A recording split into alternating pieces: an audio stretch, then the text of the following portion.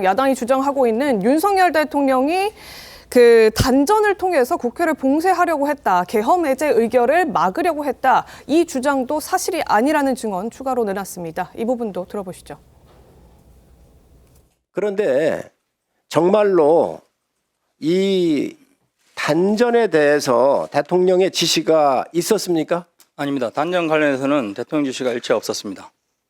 그럼 누가 지시한 겁니까?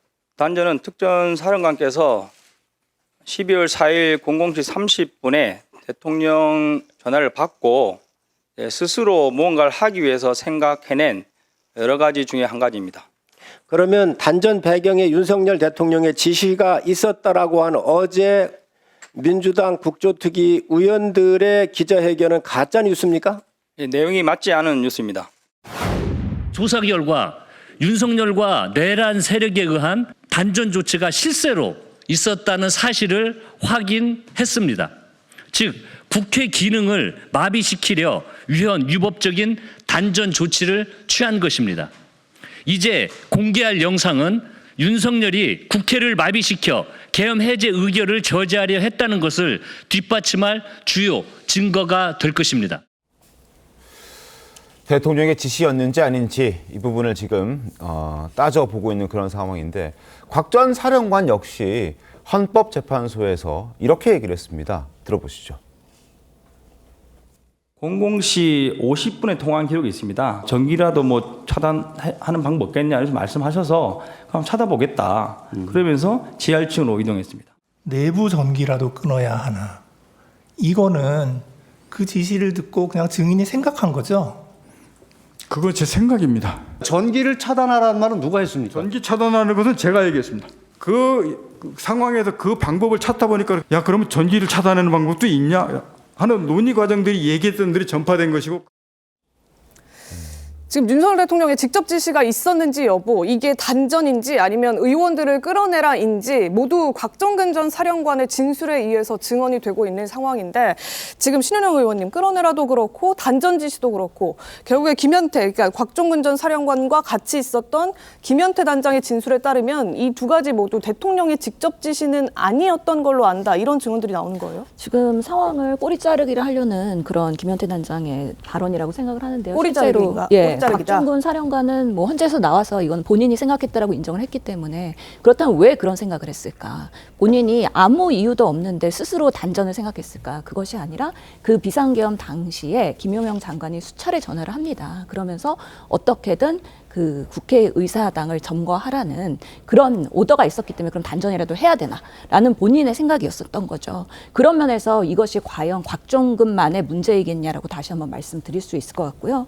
어제 국방위에서의 사실은 여당 단독의 김영태 출석에 있어서의 모습이었는데요. 실제로 이 김현태의 말 바꾸기가 상당히 있습니다. 그런 부분도 좀 말씀을 드릴 수밖에 없는데요. 김현태 단장도 말을 바꾸고 있다? 그럼요. 12월 9일 날 사실은 본인이 기자회견을 자청하면서 여러 가지 얘기를 했는데요. 그때도 김용영 장관이 국회의원 끌어내야 한다라고 명확하게 말을 했습니다. 근데 헌재에 나와서는 2월 6일 날 그런 지시가 없다고 말 바꾸기를 하는 부분들이 있습니다. 그러면은 이분이 왜 말을 바꿨을까에 대한 부분들을 들여다봐야 되는데 실제로는 성일종 위원장과의 단독 면담 회담도 있었다고 합니다. 그렇기 때문에 오히려 그 상황에서의 회유가 있었던 거는 아닌가라는 의구심이 있을 수가 있는 거고요. 특히 어제 국방에 나와서도 발언을 하면서 본인도 얘기를 했습니다. 그 곽정근 자선수에도 보면은 그 끌어내라는 건 아니지만 실제로는 의결 정족수가 안 채워진 상황에서 잠시 쉬었다가 안으로 들어가서 사람을 빨리 데리고 나와라라고 발언을 했는데요. 그러면 의결 정족수가 채워지지 않았다.